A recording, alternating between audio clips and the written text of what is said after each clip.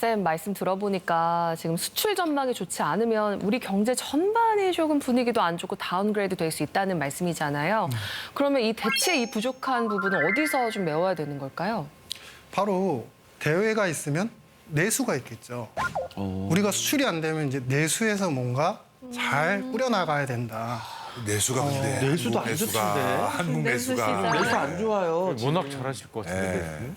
사실 우리나라의 한계점은 일단 인구의 증가 속도가 좀 정체되어 있는 상태이고 그리고 전체 인구 수도 주요 선진국이나 많은 신흥국에 비해서는 상대적으로 적은 편이다 보니까 소비 밑바탕이 그렇게 튼튼하지 못하다는 거죠. 특히 미국 같은 경우는 GDP에서 민간 소비가 굉장히 절대적으로 큰 70% 정도인데 최근에 우리나라 같은 경우는 GDP 대비 한 48% 정도이니까 사실은 낮구나. 외부에서의 수출이 안 되더라도 국내에서의 많은 기업들의 제품이나 소상공인 자영업자들의 서비스를 많은 국민들이 소비를 해주신다면 내수 경제가 활발하게 또 돌아가겠죠. 근데 여기서 약간은 소비 위축으로 다가오고 있고 심지어 어느 정도 고소득층 같은 경우는 경기가 어떻게 되나 항상 소비를 했던 패턴이었는데 명품 그런 같은 거. 패턴들이 좀 줄어드는 명품에 대한 소비도 약간씩 좀 줄어드는 그런 상태다라는 것이죠. 제가 들은 게 있는데 요새는 이제 옛날에는 명품에 뭔가 오픈런 같은 게 있었잖아요. 근데 요즘에는 도시락 입고런이라는 게 있다고 들었거든요. 뭐 직장인들 사이에서 이제 편의점 도시락이 들어오는 시간에 이제 맞춰서 갔다가 이제 그걸 바로 사간다고 하더라고요. 경쟁이 치열해졌고. 도시락이 품절이래요, 요즘. 맞아요, 맞아요. 네. 정말 가면 없어요. 그 편의점 도시락 그거에서 점심을 함께 해결해야 되는 상황이어가지고 직장인분들이 아무래도 여러분들 지갑을 괴롭히는 물가, 여전히 물가가 떨어지고는 있다고는 하지만 절대 물가가 높은 상태이죠. 바로 체감하는 물가가 높은 상태이고 그러면 이야기는 즉슨 뭐냐면 아무래도 돈을 쓰는데 조금씩 아낄 수밖에 없는 상황이고 지갑에서 나가는 돈을 자꾸 걱정해야 되는 상황이고 그런데 이러한 소득의 기반이 약해지고 내수 기반이 약해지는 거는 자영업자분들의 경기하고도 네. 맞물려 있다라는 것이죠. 직격탄 아닌가요? 직격탄 완전. 왜냐하면 사실 우리나라 같은 경우는 총 취업자 중에서 자영업자의 비중이 20% 정도 차지합니다. 근데 다른 국가를 보면 일본도 많은 편이긴 하지만 10% 정도고요. 아, 일본이 그렇게 많은데 그죠? 네, 네. 미국은 한 7% 정도입니다. 미국은 이게 그런데 우리가 굉장히 높네요. 맞습니다. 그런데 자영업자의 소득이 늘어나고 서비스 생산이 많이 늘어나면 사실은 그게 또다시 바로 돌아서 소비의 근원이 되거든요. 소득이 많아지는 만큼 그분들이 또다시 소비를 하게 되고 그게 또 내수로 선순환되는 구조인데 네. 이런 부분들에 대해서 우리가 좀 짚어볼 필요가 있다. 완전 공감을 이루는데 장사가 잘 돼야 네. 자영업자분들이 힘을 내시고 뭐 빚도 갚고 소비도 되고 이럴 텐데 지금 전국에 있는 모든 자영업자분들이 너무 힘들어 하십니다. 그러니까 비교가 안 된다고 지금 몇 년 사이에.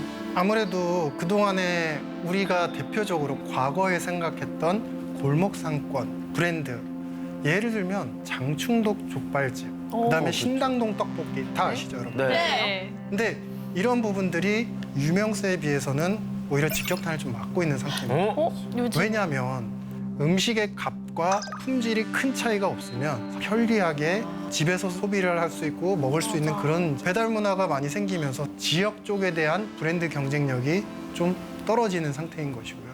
그 개인들이 하시는 자영업자 혹은 소상공인자분들께서 사실상 많은 전략이 필요합니다. 자금, 공간, 상품 관리, 브랜드 이거를 통찰적으로 해야 되는데 개인분들은 사실은 그걸 하기 힘들죠. 그렇죠. 우리 이제 정부에서도 이런 이제 소상공인 경영 컨설팅이나 이런 부분들을 많이 확대한다고는 하는데 민간에서도 사실상 이런 컨설팅을 많이 해준다면 조금 더 큰 어떤 성과를 거둘 수 있고 좀 더 나은 환경으로 갈 수 있지 않을까. 근데 쌤 방금 전에 소비여력 말씀해 주셨는데요. 요즘에 대출도 그렇게 늘었으면 자영업자들 대출도 늘고 금리도 올랐으면 이자 부담 늘고 또 우리 소비자들대로 돈 지금 부동산 산업의 가격 떨어져 주식 가격 떨어져 뭐 다 떨어지고 있으면 뭐 소비를 할 우리도 여력도 없고 뭐 자영업자분들은 버틸 힘도 없고 지금 양쪽에 다 그런 상황이 아닌가 생각이 되거든요. 네, 맞습니다. 사실 내수 쪽에서 뭔가 좀 튼튼한 고리가 있으면 좀 그래도 안심을 할 텐데 우리가 또 헤쳐나가야 되는 구조가 우리는 가계에 많은 자산 구조가 사실 부동산에 좀 많이 집중이 되어 있죠. 부동산에 많이 자산이 쏠려 있다라는 것은 네. 그 가격이 올라갈 때는 상당히 좋을 수는 있지만 네. 반대로 가격이 둔화되거나 지금처럼 대출이나 여러 가지 이제 그 부채에 대한 조정이 일어나는 시기에는 좀 힘들어지는 국면들. 네. 예를 들어서 우리가 지금 소득 분위별로 보셨을 때 1분위에서 5분위까지의 가계를 보시면은 전체 자산에서 부동산이 차지하는 비중이 70%를 대부분 상회를 합니다. 5분위로 갈수록 소득이 많으신 분들이고요. 상위 20% 소득 계층이라고 보시면 되고 1분위 분들이 소득이 하위 20%인 분들. 즉, 이 70이라는 선을 기준으로 놓고 보시면 소득이 많거나 적거나 대부분의 가계에서 자산 구조가 거의 대부분 부동산에 집중이 되어 있다. 소득과 상관없이 부동산이다 우리나라는 맞습니다. 지금 또 그래프가 이거야. 나오는데 우리가 또 엄청 앞서가는 것 같아 보여요. 와, 네, 맞습니다. 역시 뭐지 이게? 역시 한국이 것들은 다 펄럭. 바로 이렇게 부동산에 많이 집중이 돼 있다 보니까 부동산을 구입하면서 부채를 가져와서 썼던 부분도 상당히 많을 것이고 그런 부분들이 우리나라의 전체 GDP 대비 가계부채 비율이 높은 상황을 그대로 여실히 설명을 해주고 있는 것이고요. 근데 다른 OECD 국가들을 평균 숫자를 보시면 가계부채 비율이 대략 60% 정도를 기록을 하고 있습니다. 대표적으로 미국은 76%, 독일은 56%, 프랑스는 66% 정도입니다.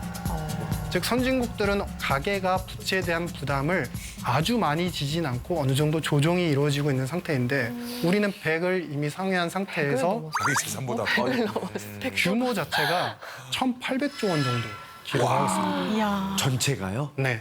와. 이게 사실은 가구당 평균 부채에서는 자영업자나 소상공인 분들께서 사업자 대출로서 쓰신 그런 금액들은 포함이 안 돼 있거든요. 더 많아요. 네, 그것까지 포함하면 아마 더 늘어날 여지가 있고. 그러면 예전에 이제 이런 상황에서 한국은행에서도 이런 분석을 했습니다. 그러니까 GDP 대비 가계 부채, 즉 가계의 신용 비율이 80%를 넘어가면 중장기적으로나 단기적으로나 성장세의 큰 흐름에 좀 제약이 발생을 한다. 왜냐하면 부채가 80%를 넘어가는 순간이 되면 가계들이 지불해야 되는 원리금에 대한 부담이 계속 일어나다 보니까 네. 소비가 생산으로 이어지고 선순환되는데 제약이 생긴다. 그 숫자가 바로 마지노선이 80%다라는 것이죠.